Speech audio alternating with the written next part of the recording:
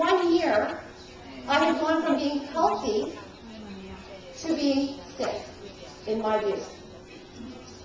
I went in and I had surgery. I went through a year of radiation. I took a year of oncology drugs after that and did the whole 2-year follow-up following that. And 3 years later was pronounced healthy, and the medical doctor set me on my way. 3 years after that, my bladder and kidney started failing. At this point in my life, I was in my young 20s. And I honestly believe that this was it for me. Because really, at 19, I thought I'd beat cancer. So now at 22, my bladder and kidney was failing. And the doctors could not figure out why. They kept looking at my bladder, they kept looking at my kidneys, and saying there's nothing wrong with those organs. Those organs are fine. But something is wrong because you're very, very sick. And they just couldn't get to the bottom of it. And said, by the time you're 40, you'll probably need dialysis if it continues to fail to the degree in which it's failing. A couple years after that, I met a chiropractor. Now, I had never had back pain, neck pain, headaches, one day in my life, ever. I also, as I said previously, had never known anybody who'd seen a chiropractor. So when I first met a chiropractor, and he started talking to me about the body's healing ability, I had never heard that before. And in fact, really did not believe him. Thought it was quackery, thought there was no research to support it. That might work for other people, but it wouldn't work for me. Because, of course, I was really sick. That's how I learned to define myself. About a year after meeting my husband, who was the chiropractor, and no, I was not his patient, we met in a social setting, I started going under care. I started getting adjusted. And nothing really changed for me. I felt relatively the same.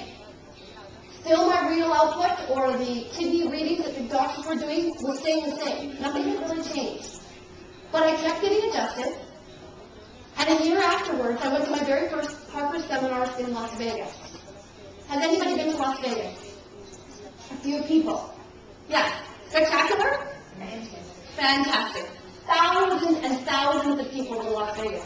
5,000 to 8,000 chiropractors and chiropractic facilities. It's the biggest chiropractic convention in the world. People come from all over the world to go to Las Vegas.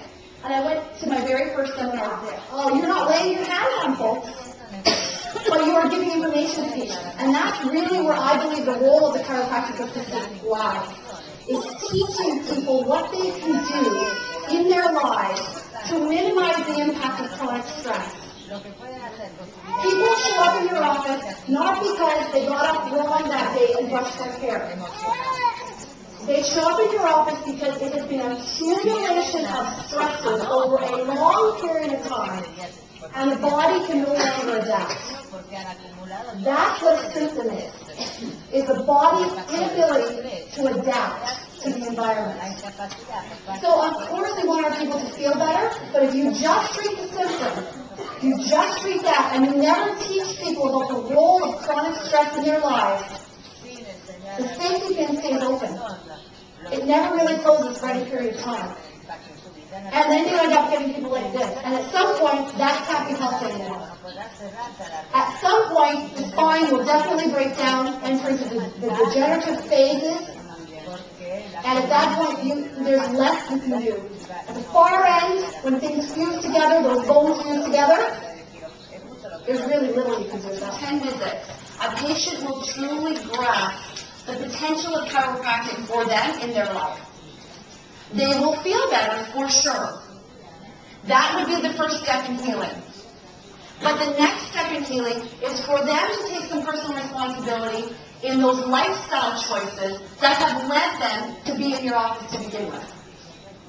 And those are the things that require time.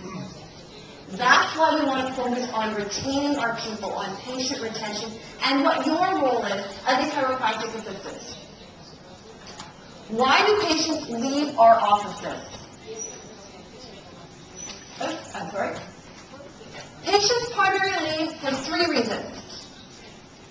The first reason is they did a study on people who leave businesses.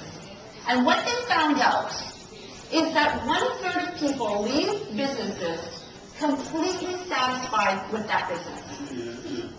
Totally happy with you. Loved your service. Thought you were fabulous. But came for such a period of time that they got bored. They got bored. Somebody else down the street, down the block, in another town, was doing something a little more interesting. A third of people leave your business because they didn't understand chiropractic, felt like it didn't work for them, were not interested in chiropractic, and those are the ones we talked about yesterday, that we're sort of pulling the whole time along in care, trying to make them come under care, and at some point they're done. And a third of the people leave because really their life gets in the way of chiropractic. They start to feel better, they start to do more activities, their quality of life comes back, they start to drop down their treatment plan, so maybe now they're not coming 3 times a week anymore or 2 times a week anymore. In fact, they're coming every couple of weeks to get checked, every 3 weeks. They start to forget their appointments. And it's not out of malintention. It's just their lives have gotten in the way.